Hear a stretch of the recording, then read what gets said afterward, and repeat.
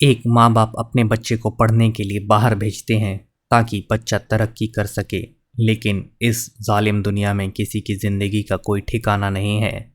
आइए सुनते हैं एक मासूम बच्ची की ऐसी दास्तान जो घर से दूर तो गई थी पढ़ने के लिए, पर उसके साथ हुए हादसे को आप कभी भुला नहीं पाएंगे। तो ये बात है छत्तीसगढ़ की राजधानी रायपुर शहर की। रायपुर में एक खुशहाल परिवार रहता था जिसके मुखिया एक इज्जतदार इंजीनियर थे जो सरकारी नौकरी से सेवावत हो चुके थे। उनकी 3 बेटियां थी और एक बेटा था। सबसे छोटी बेटी रूपल शर्मा का हवा में उड़ान भरने का सपना था। अपने एयर होस्ट्रेस बनने का सपना पूरा करने के लिए रूपल मुंबई आने का तय करती है। रूपल बचपन से ही पढ़ने में तेज थी। वह अपनी कॉलेज की पढ़ाई पूरी कर कर एक निजी प्राइवेट एयरलाइन के साथ 6 महीने की प्रशिक्षण यानी ट्रेनिंग लेने के लिए मुंबई पहुंचती है। इन 6 महीनों के प्रशिक्षण के बाद रूपल हवाई जहाज में एयर होस्ट्रेस के लिए नियुक्त हो जाती है। इस मनचाही नौकरी की बात सुनकर सभी घर वाले बेहद खुश थे। 3 महीने पहले रूपल ने अपनी चचेरी बहन के साथ रहने का फैसला किया। रूपल की मुंबई में बसाई नई जिंदगी काफ़ी अच्छी चल रही थी कि अचानक कुछ ऐसा हुआ कि आपके होश उड़ जाएंगे।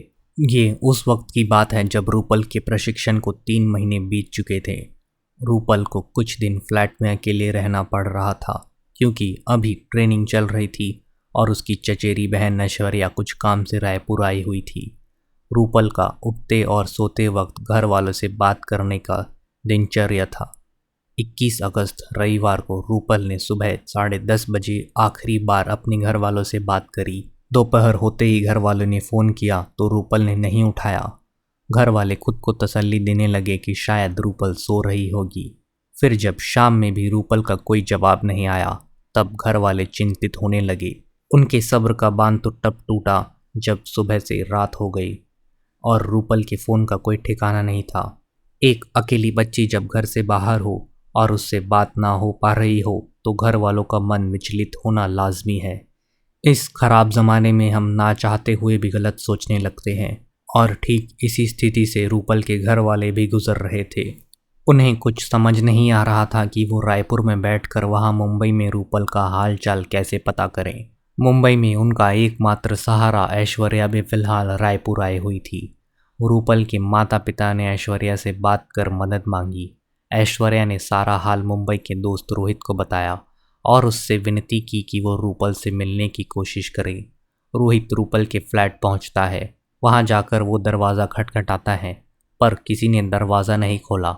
जब कई बार दरवाजे की घंटी बजने पर भी किसी का कोई जवाब नहीं आया तब जाकर रोहित के मन में शक पैदा होने लगा कि कहीं कोई गड़बड़ तो नहीं है। बात यहाँ डराने वाली थी।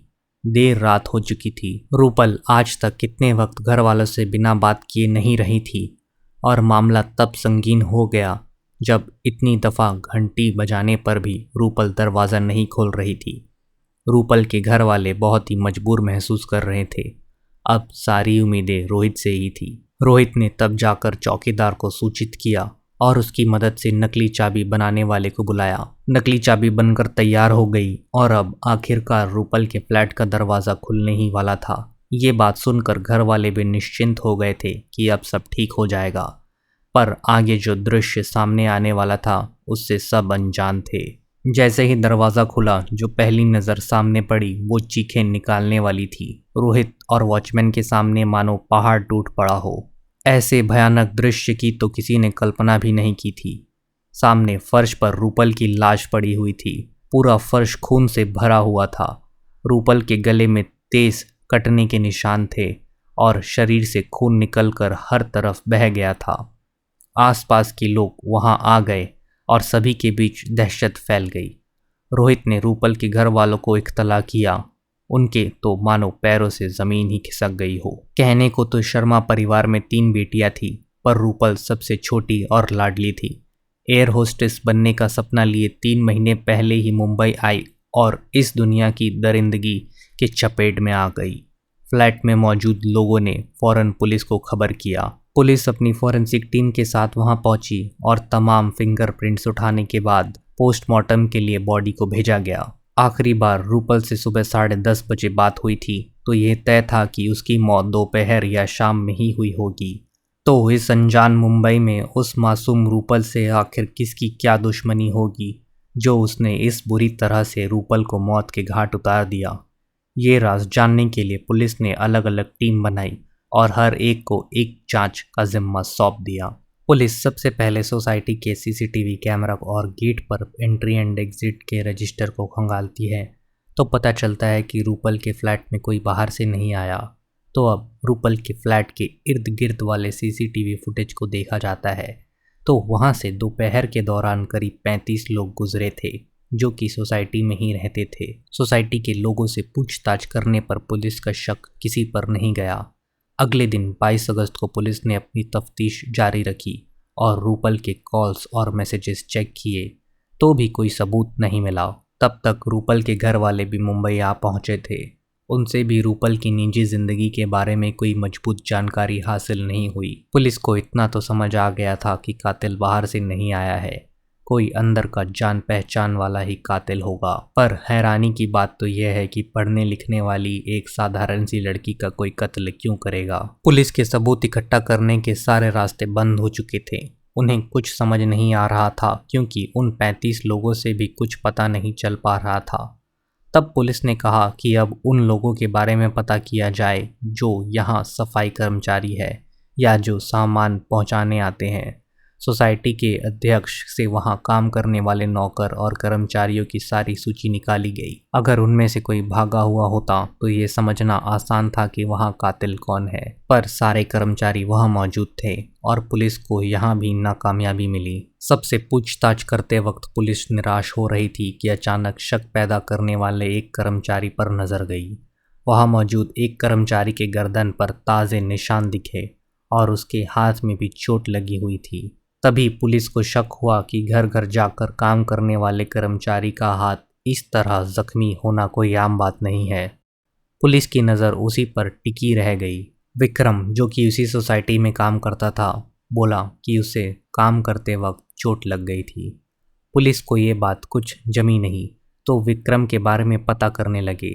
तभी पता चला कि विक्रम और उसकी पत्नी दोनों इसी सोसाइटी में सफाई कर्मचारी का काम करते हैं।